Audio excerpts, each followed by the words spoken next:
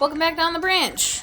Oh, that was just so humdrum. I'm like, Jamie, come up with something on the spot. And you came up with the classic. No, my points, my precious, beautiful points. You don't want to do any points, though. There we go. All right, and I got the gun I like. Everyone's happy until we die, which is pretty soon for you, unfortunately. I'm actually doing better. Oh, shit. So we were talking about Kipo yesterday and how charming it is. I'm loving it to death. I've watched the series twice in a week. And, that's a lot. Granted, it's only 10 episodes, 20 minutes apiece, but it's still 400 minutes of this cartoon I've watched in a week because I liked it so much. It's charming, it's adorable. It feels like, to me, the spiritual successor to shows like... we did it! Shows like Avatar. I mean, it's one of those reminds you of everything show, right? Like, as you go through it, you say, hey, this reminds me of... And you'll find yourself saying that about every 2 minutes on this cartoon. And it's not over the head, and it's very delightful. Oops. Well, that's purple for me. Oh, pink. What's that?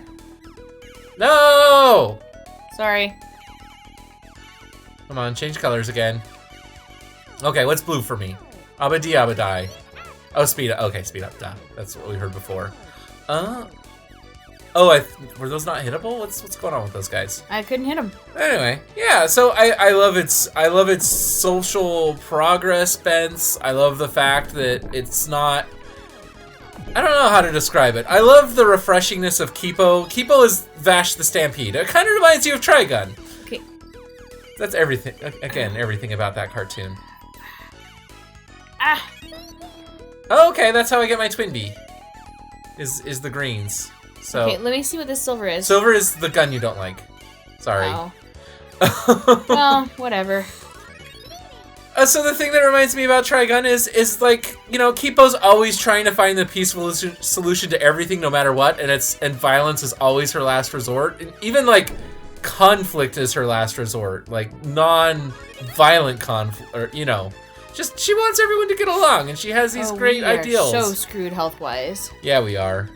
We've got our inflate and barfs though, so I've got 2, you've got 1, just to make sure we're hitting the boss before we unleash any, right? Did he hit us? Oh, no, I don't think he hit either of us. He's trying to grab us, though. That's inappropriate. Whoa, hey, dude, This is not cool. Bad touch. Don't get me too'd, buddy. It's about to happen. Trust me. What can you add about Kipo? I like that there are specific scenes are very clearly, screw you, dude. Very clearly nods to, shoot, what did you do? Very clearly nods to certain things, like there's a scene in Kipo, oh, damn it. No. Oh no, game over. We might have to cheat and like, we'll see. Okay, so what you like about Kipo? Keep going. Okay, sorry, there's a scene in Kipo where they activate, oh no. A ice cream truck, like the sound on it. Oh, he's so sad. Oh, and that's specifically a reference to Adventure Time, actually. Okay, yeah. There's a scene in one of the. It kind of reminds you of Adventure Time. Well, no. Like that scene is almost exactly like what happens in Adventure Time. Simon and Marceline are like it's post-apocalyptic still. And they go, Simon's trying to find medicine for Marceline, and he accidentally activates the music on a fish truck. It's supposed to be like an ice cream truck, obviously, but it's fish instead. It's like a soup or fish, I think it was like clam chowder or something stupid like that. But, it's a siren, and it alerts the enemies in the area. And the same thing basically happens in Kipo. Vincent accidentally makes the musical siren go off for this ice cream truck on the freeway that Wolf is just like blazed over. Yeah. And it attracts the enemies. Oh, of course I use my barf bomb right as they leave the screen. That's a fairy. That's just a straight up fairy. Are you gonna collect that blue bell? Yeah, I'm gonna go faster and faster. Well, it's curtains for me. Look how fast I am. It might be curtains for you too. Yeah, I'm pretty sure I'm on my last continue as well. That's okay. We'll find a stage select. We'll come back after I die. I'm gonna resurrect. We're gonna have a good time. It's date night. Oh, date night. Anyway, but there's definitely certain things like that are for example, the other example is the whole scene where Kipo's being dragged through the clouds by what's his name? Jamak. Jamak. Yeah, thank you. Speaking of being in the clouds, Jamak, or that whole sequence, I almost feel is like reminiscent of Nausicaa and the Valley of the Wind. Oh, possibly. I mean, again, the show's full of it. And chasing through the clouds in that. Yeah, the music is incredible. The action is incredible. I went back and actually just watched every action scene in succession to try to figure out why they're so satisfying. And the drawback I came back with very appropriate music, very bumping, and no more than about a straight minute to minute and a half of action. If there's more, they break it up, they cut the music, they gave you 30 seconds to like change the tone of the scene, and then back to action, and it works very effectively. So another scene that is an action scene that's very reminiscent of something else. You know Oliver and Company, the Disney movie? Vaguely. Okay, so towards the end of that movie, and this is not a well, I mean, it's technically a spoiler, but it's an old movie. Get over it, folks. Towards the end of the movie... 80s Disney spoilers. There's a scene where the big BBEG, Big Bad Evil Guy, for those of you who do not know D&D terminology, is on his car, chasing the little girl and Oliver on a railroad track. And that whole first chase scene with Jamak through the Tower City is really, really reminiscent. Even the style of car is the same. So it's like really kind of cool because the old guy that's helping the little girl, he's on this little moped, which is essentially what, you know, the Dragonflight was equivalent to. Yeah, so it kind of reminds you of Nazca. No. See how I keep going to the it kind of reminds you of? John. Oh, sorry. We moved on to another thing. Sorry. Yeah, Nazca was the cloud Oliver and chase Company. scene. Kind of reminds you of Oliver and Company. No, I mean, like, this, it doesn't kind of remind me. I can see where they have taken inspiration from. Oh, sorry. I was trying to continue my bit of the it kind of reminds you. Sorry. I was just going with it's a little bit of this, it's a little bit of that, it's a little bit of this, you know. And I'm saying, no, it's directly inspired by. Well, yeah, but so much of the show is inspired by so many different things that it's kind of like a collage. You know, you get what I'm saying? Yeah. It's super refreshing. And again, it is a little down. It's a little depressing, and we'll say, I don't know, it mixes its optimism with pessimism. I've certainly been getting tired of grimdark, and this show has a little bit of it, but not so much that it drives me nuts. It's not like, you know, every other show I'm watching at the same time, like Altered Carbon and Westworld and all these other things that, like, if you watch too many episodes in a day, you'll get, depressed. I almost said repressed. Yes, watch too much and you'll get repressed. I'm sorry, Jamie, that I did that whole level without dying. I'm good at video games.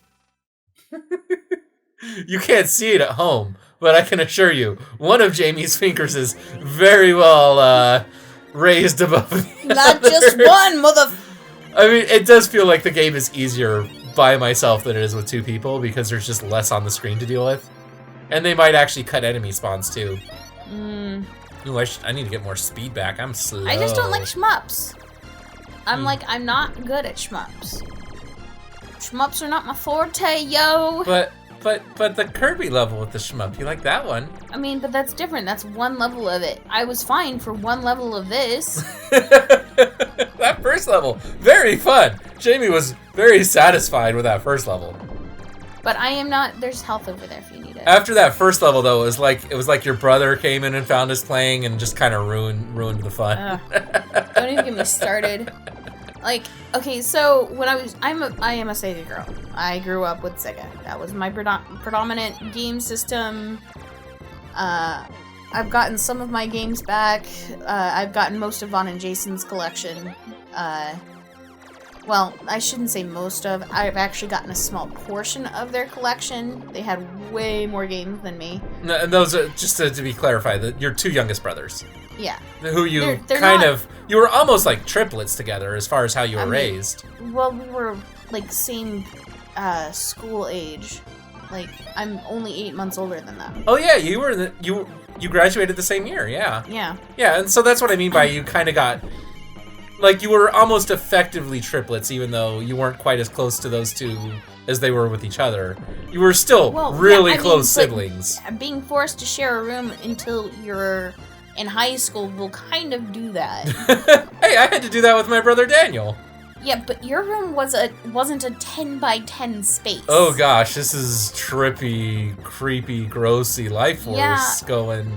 How you like this Mode 7 Parallax, Jamie? I don't like it. You're not liking it? Maybe you should. I do not like it. I'll tell you when it's over. How about that? You know what? Anyway. It's not going to be over until next time on the brand. Oh, you got more to say? Never mind. I was just going to tell more story about my family and growing up with Sega. Sega! Okay, well, let's make our Sega days next time on the branch. All right. Welcome back to Buzz Buzz. I'm a